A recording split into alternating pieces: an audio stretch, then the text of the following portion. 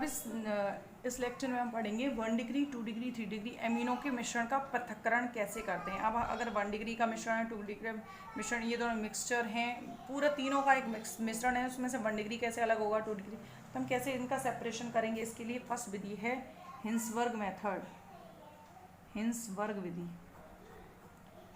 तो हिंसवर्ग विधि में क्या होता है, इस विधि में एमिनो के मिश्रण को पैराटोलुइन सल्फोनिल क्लोराइड के साथ सबसे पहले अभिकृत करते हैं। तो सबसे पहले हम क्या करेंगे, पैराटोलुइन सल्फोनिल क्लोराइड के साथ अभिकृत करते हैं। तो सबसे पहले हमने क्या लिया, C2H5NH2 ये लिया, ठीक है। अब हमने सबसे पहले किया, देखो मिश्रण पूरा होगा, लेकिन क्या होगा, 1 डिग्री 2 डिग्री 3 डिग्री का मिश्रण होगा, लेकिन अब हमें क्या करना है, उस पूरे मिश्रण में हम कौन सा कंपाउंड डालेंगे कि अगर कोई कंपाउंड डाला है तो कौन कौन कैसे कैसे अभिक्रिया करके क्या अलग अलग प्रोडक्ट बनाता है। जब ये अलग अलग उत्पाद बना लेंगे, उनको पहचान के हम इनको अलग करते हैं, ठीक है ना। तो हमने हिंसवर्ग मेथड में क्या करेंगे, सबसे पहले तीनों की अभिक्रिया करवा के देखेंगे। किससे कराएंगे, पैराटोलुइन सल्फोनिल क्लोराइड से। तो देखो पहले जब हमने मिश्रण में डाल दिया पैराटोलुइन सल्फोनिल क्लोराइड, तो प्राथमिक एमीन क्या करेगा, CH3 C6H4SO2Cl, मतलब इस बेंजीन रिंग में एक तरफ CH3 जुड़ा हुआ है, एक तरफ SO2Cl जुड़ा हुआ है। तो देखो क्या होगा, कहाँ, यहाँ से Cl और यहाँ से एक H, क्या निकल गया, HCl। C2H5NH C6H4CH3 आ गए। अब हमने क्या किया, QH की अभिक्रिया करवाएंगे पूरे मिश्रण में। QH के साथ जैसी अभिक्रिया करवाएंगे तो यहाँ से H और यहाँ से OH H2O निकलेगा। QH H2O, यहाँ क्या निकल गया, H2O। तो क्या बनेगा, यहाँ C6H5N माइनस और K प्लस इसके साथ जुड़ गया, यहाँ हो गया SO2 C6H4 ये हुआ। अब देखो इसमें से एक बार में एक H और दूसरी बार में दूसरा H निकला है। कब निकला है, जब इसके पास 2 H हैं। अब अगली अभिक्रिया अगर हम 2 डिग्री की देखें तो उसमें तो एक ही H होगा। क्या ये आगे ये वाला स्टेप आएगा, क्या नहीं आएगा, तो उसको देख लेते हैं। C2H5NH, यहाँ होल 2 लगा दो, तो सेम अभिक्रिया ये करो, C6H4SO2Cl माइनस HCl, एक H ये गया, एक H ये गया, तो C6H4N बच्चा, हाँ, तो Cl ये जुड़ गया ना, SO2 C6H4 2 है यहाँ और CH3। अब देखो हम QH से फिर से इसकी अभिक्रिया करवाना चाह रहे हैं। क्या यहाँ पे H है, H होता है H2 निकलता, अभिक्रिया यहीं स्टॉप हो गई। तो द्वितीयक तो यहीं पे अभिक्रिया स्टॉप कर देंगे, ये आगे एक और स्टेप को बढ़ाएंगे। तो ये दोनों अलग अलग उत्पाद बन गए, दोनों में डिफ्रेंशिएशन हो गया कि दोनों अलग अलग उत्पाद बना रहे, ठीक है।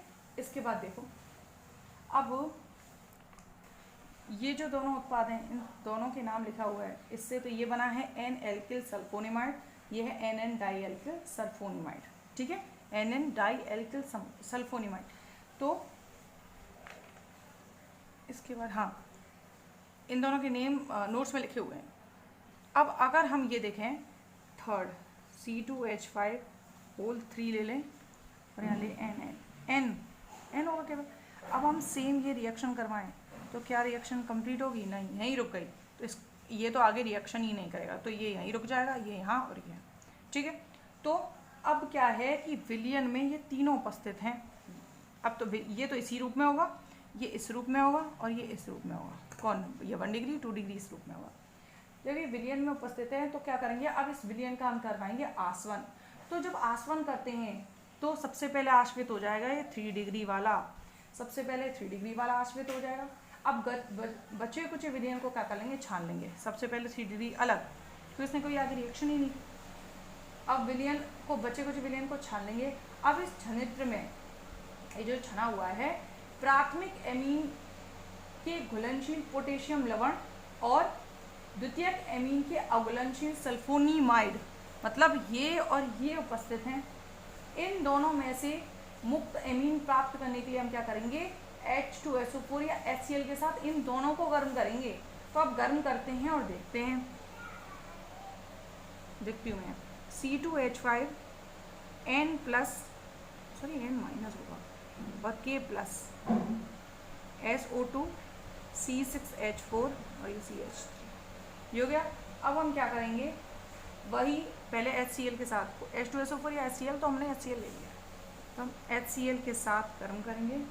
तो क्या होगा देखो, CH3 C6H4 SO2 Cl, bond break होगा इस इधर से, तो यहाँ एक Cl जुड़ गया, ठीक है, यहाँ एक Cl और यहाँ क्या जुड़ गया, एक H, ठीक है, क्या हो गया NH, एक और Cl, हमें एक और Cl का अणु लेना पड़ेगा। तो अब ये वाला बॉन्ड ब्रेक कर दो, मतलब एक Cl इसके साथ, एक H इसके साथ, समझ रहे हो ना। एक NK के बीच में बॉन्ड है, एक SO2, तो हमें NK जो प्लस माइनस है तो बॉन्ड ही तो है, तो हमने इन दोनों बॉन्डों को तोड़ा, तो K प्लस के साथ Cl माइनस और ये यहाँ पे, तो देखो क्या होगा, तो क्या हो गया, ये तो CH3 C6H5 SO2 और Cl लेके चला गया। अब नेक्स्ट देखो, ये KCl चला गया, अब बचा क्या, C6H5 NH2 दोबारा विलयन में आ गया। क्या हमें अब इसी रूप में थोड़ा चाहिए द्वितीय प्राथमिक एमीन द्वितीय, हमने तो इनको अलग अलग करने के लिए इनकी अभिक्रिया करवाई थी, अब हमें प्राथमिक एमीन हमने दोबारा प्राप्त कर लिया, ठीक है। अब देखो C2H5, अब इसको ले लो, C2H5 whole 2 N SO2 C6H5 CH, यह है। अब देखो हमने वही यहाँ 2 लेना है, क्यों 2 HCl लिए, अब देखो हमने वही HCl के साथ रिएक्शन करवाई, तो क्या होगा, जैसे ही रिएक्शन करवाएंगे यहाँ H और यहाँ Cl जुड़ेगा या नहीं, तो C6H5 का होल 2 NH, तो हमें द्वितीय एमीन भी बन गया और इसके साथ ये Cl जोड़ के बन गया। तो हम अब जो मिश्रण है, पहले इसको तो 3 डिग्री ने अभिक्रिया नहीं की थी, अब पूरा मिश्रण था, सबसे पहले आश्रित करके अलग हो गया। अब ये जो 1 डिग्री 2 डिग्री दोनों के उत्पाद अलग हैं, मैं अलग अलग पता है, दोनों की पहचान कर ली गई है, लेकिन हमें अब दोबारा से उस फॉर्म में पहुंचाना भी तो है इसको, तो उसमें फॉर्म में पहुंचाने के लिए हम क्या करते हैं, HCl से अभिक्रिया करवा देते हैं। यहाँ ये हिंसबर्ग मेथड कंप्लीट हो गया। इसके बाद है नेक्स्ट, ये इंपॉर्टेंट है, इसके बाद है हाफमान मेथड द्वारा। अब हाफमान विधि में हम क्या करेंगे, ऑक्सिलेट की अभिक्रिया तीनों से करके देखेंगे। देखो COO C2H5 COO C2H5 oxalate है। हमने जब प्राथमिक की बात अभिक्रिया करवाई, तो प्राथमिक देखो N 2H है, तो हम इसमें 2 अणु ले रहे हैं, तो क्या होगा, माइनस C2H5 OH निकलेगा। कैसे निकलेगा ये देखो,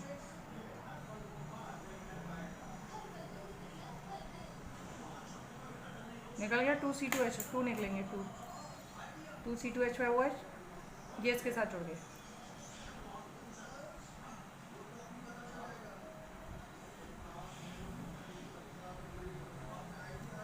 इसका नाम है डाई एल्किल ऑक्सामाइड। ओके, अब नेक्स्ट देखो, ये तो 1 डिग्री की बात करी, अब दूसरा देखो COO C2H5 COO C2H5। इसमें यही अंतर होता है कि जब 1 डिग्री की अभिक्रिया करवाते हैं तो 2 अणु अभिक्रिया करते हैं, इसमें एक ही अणु अभिक्रिया करेगा, NR2।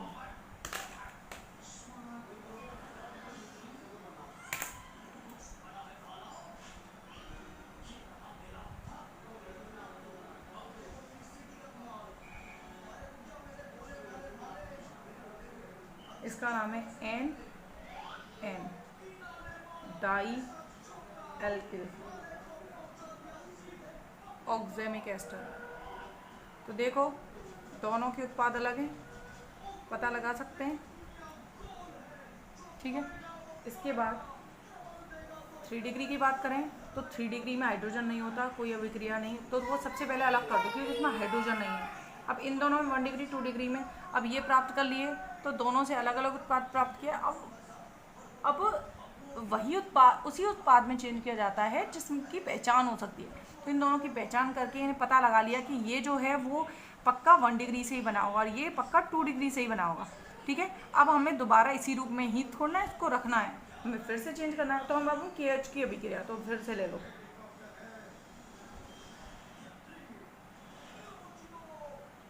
जैसे ही हम KOH से अभिक्रिया करवाएंगे क्योंकि 2KOH, तो क्या होगा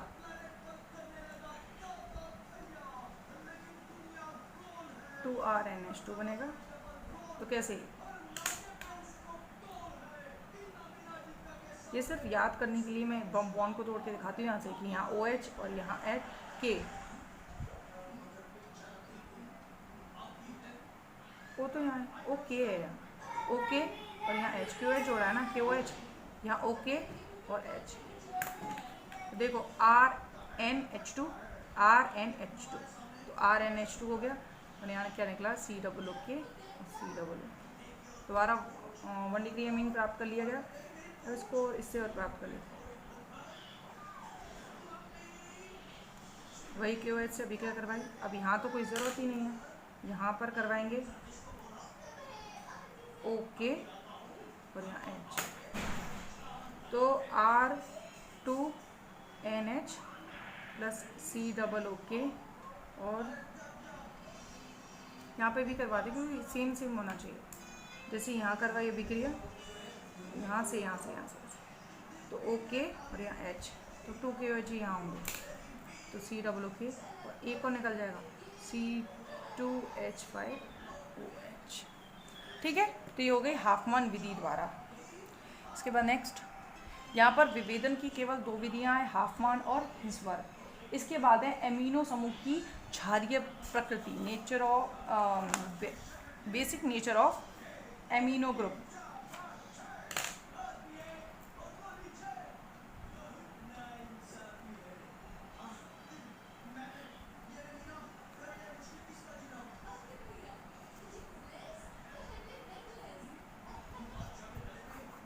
अब एमिनो के समूह की क्षारीय प्रकृति के बारे में हम पढ़ेंगे। क्षारीय प्रकृति से मतलब है इलेक्ट्रॉन डोनेटिंग पावर, कितना इलेक्ट्रॉन डोनेट कर सकता है, कौन इलेक्ट्रॉन डोनेट ज़्यादा करेगा उसकी क्षारीय प्रवृत्ति ज़्यादा, कम करेगा कम।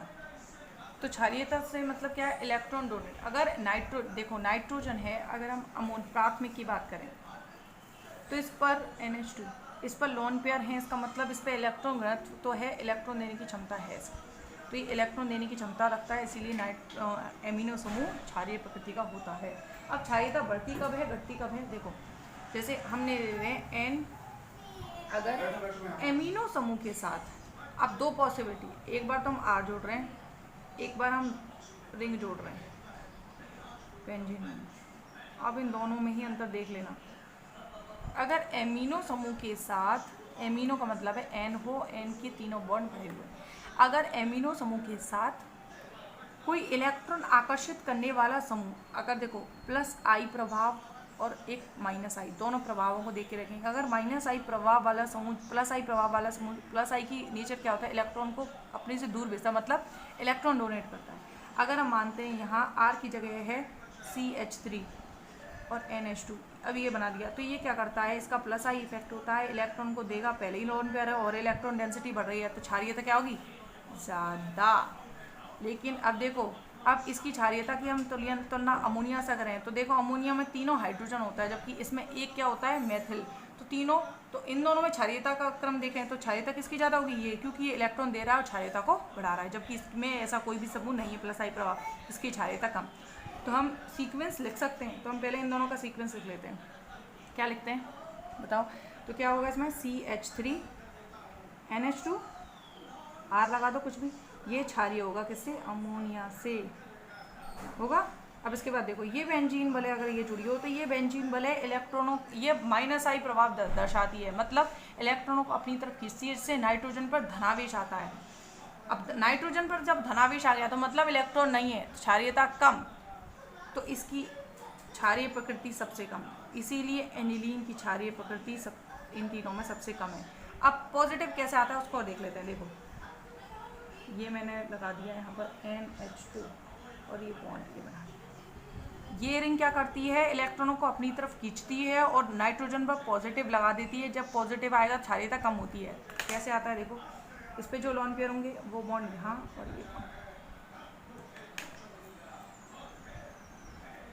डबल बॉन्ड NH2 आ गया, इसमें प्लस, फिर 2 बॉन्ड ये 2 बॉन्ड ये 4 प्लस आ गया, या फिर कहीं इलेक्ट्रॉन दे दिए बॉन्ड बनाने में, यहाँ माइनस। अब क्या होगा, ये यहाँ और ये बॉन्ड यहाँ।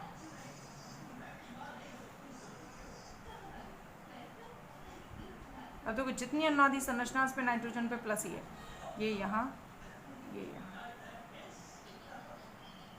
यहाँ भी अभी प्लस ही है। इसके बाद ये यहाँ, तो देखो नाइट्रोजन पे कौन ला रहा है पॉजिटिव चार्ज, रिंग ही तो ला रही है, तो इसलिए इसकी क्षारीयता कम होती है। ठीक है, क्षारीयता पता समझ में आ गई होगी। इसके बाद देखो अगर हम क्रम देखें तो सबसे ज़्यादा कम ये अमोनिया बीच में, और सबसे ये हो गया क्षारीयता का क्रम इन तीनों का।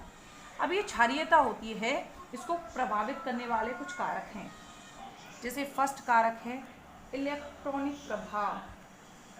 इलेक्ट्रॉनिक प्रभाव से मतलब है, अगर हम बात करें एग्जाम्पल ये देखते हैं, इलेक्ट्रॉनिक प्रभाव हेडिंग है जो नोट्स में है, मैं एग्जाम्पल देखूँगी। देखो C2H5 है और ये NH2 है, यहाँ पे है CH3 NH2 और है एक NH3। अगर हम क्षारीयता का क्रम देखें तो किसकी क्षारीयता ज़्यादा होगी, साफ साफ दिखाई दे रहा है।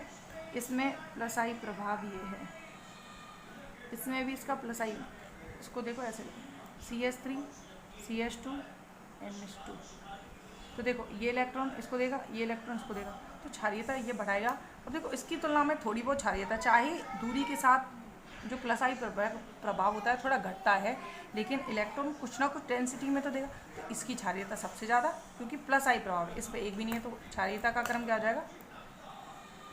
ठीक है, तो यही इलेक्ट्रॉनिक प्रभाव मतलब +I और -I।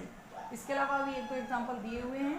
ठीक है, इसके बाद दूसरा देखो स्टीयरिंग इफेक्ट। जो त्रिविम प्रभाव होता है, प्रायोरिटी किसको देनी है, देखो ये दोनों आपस में अपोजिट काम करेंगे, लेकिन प्रायोरिटी अगर दोनों एक साथ हो तो ये इसको प्रायोरिटी ज़्यादा दी जाती है। क्यों, क्योंकि त्रिविम प्रभाव के कारण स्ट्रक्चर में चेंज आता है। जब स्ट्रक्चर चेंज है तो उनका प्रभाव अलग अलग हो रहा है। देखो जैसे अगर हम इसकी CH3 और NH2 ले रहे हैं एक तरफ और एक तरफ ले रहे हैं CH3, अब देखो इसके अकॉर्डिंग क्या होना चाहिए क्षारीयता का क्रम। इसमें 3 +I प्रभाव वाले समूह तीनों देंगे, इसकी इलेक्ट्रॉन डेंसिटी बढ़ेगी। इसकी इलेक्ट्रॉन डेंसिटी बढ़ेगी तो ये इलेक्ट्रॉन डोनेट करने के लिए ज़्यादा कैपेबल होगा, लेकिन इसमें केवल एक ही +I प्रभाव वाला समूह है। ठीक है, तो +I के अकॉर्डिंग तो ये होना चाहिए था, लेकिन इसमें स्टीयरिंग इफेक्ट होता है। स्टीयरिंग इफेक्ट मतलब ये जो इसमें केवल एक बड़े आकार का समूह जोड़ा है, जबकि हाइड्रोजन 2 छोटे आकार के हैं, जबकि इसमें तीनों बड़े आकार के समूह होते हैं। बड़े आकार के समूह होते हैं तो नाइट्रोजन को तीनों तरफ से घेरे रखेंगे। कोई जो इलेक्ट्रॉन लेने के लिए आ रहा है उसके लिए त्रिविम बाधा उत्पन्न होगी, जिससे क्षारीयता इसकी कम। तो स्टीयरिंग इफेक्ट के अकॉर्डिंग क्षारीयता इसकी ज़्यादा होगी। समझ गए। अब दोनों इफेक्ट एक साथ आए तो प्रायोरिटी इसको देनी है। ठीक है, वैसे ये है ही है, अगर कहीं पे भी नहीं है तो इसके अकॉर्डिंग ही हमें प्रायोरिटी देनी है, लेकिन अगर कहीं ये दे रखा है तो इसके अकॉर्डिंग। ठीक है ना। इसी तरह एक और एग्जांपल देख लेते हैं। अगर C2H5 है, NH2 C2, इसमें भी स्टीयरिंग इफेक्ट के बेस पे हम देखना है आकार बड़ा किसका है। आकार बड़ा है तो वो चारों तरफ से घेरे रखेगा क्षारीयता। इलेक्ट्रॉन देने के लिए भाई स्थान भी तो चाहिए, जब स्थान ही नहीं मिलेगा कोई आएगा ही नहीं समूह, उसी में त्रिविम बाधा उत्पन्न कर रखी है तो कैसे इलेक्ट्रॉन देगा। ठीक है ना। अब इसके बाद है एक और इफेक्ट, ये हो गए 2 इफेक्ट क्षारीयता को प्रभावित करने वाले। इसके बाद है तीसरा विलायक का प्रभाव। विलायक का क्या प्रभाव पड़ता है? देखो विलायक की प्रकृति, देखो जब कोई अमीन अणु में एक प्रोटॉन ग्रहण करता है, जब कोई अमीन अणु है, मतलब ये है कि हम RNH2 ले लें, चाहे R2NH ले लें, चाहे R3NH ले लें, अगर कोई एक इनके अलावा कोई एक और H या R जुड़ा होगा तो क्या होगा? जैसे हम इसमें जोड़ रहे हैं तो क्या होगा? RNH H ही जोड़ रहे हैं तो इस पे आ जाएगा पॉजिटिव, मतलब नाइट्रोजन ने 4 बॉन्ड बनाए हैं, अपना एक इलेक्ट्रॉन त्याग दिया है, तो ये क्या बन गया? चतुष्क अमोनियम लवण। इसके साथ कोई माइनस भी होगा, जैसे हम माइनस लगा रहे हैं X माइनस, तो ये क्या बना? चतुष्क अमोनियम लवण। ठीक है, अगर विलयन अम्लीय है तो ये क्या कर लेता है? जो एमीन होता है आसानी से H+ ग्रहण करके अपने को स्टेबल कर देता है। चतुष्क अमोनियम लवण स्थायी होता है और अपने, हालांकि इसमें पॉजिटिव आता है लेकिन इसको संतृप्त करने के लिए X- है ना, तो ये कुछ स्थायी स्पीसीज है, इसीलिए आसानी से एक H+ का विलयन में, अगर विलायक का प्रभाव है, मतलब अगर विलयन में अम्ल माध्यम है H+ उसको मतलब दिए जा रहे हैं, उपलब्ध कराए जा रहे हैं, तो आसानी से H+ ग्रहण करके चतुष्क अमोनियम लवण बना के स्थायित्व को प्राप्त कर लिया। अब इसके बाद है नेक्स्ट इम्पोर्टेंट है, थोड़ा समझने लायक भी है, ये है नेक्स्ट है प्रावस्था स्थानांतरण उत्प्रेरण के रूप में ये जो एमीन लवण है इसका जो N+R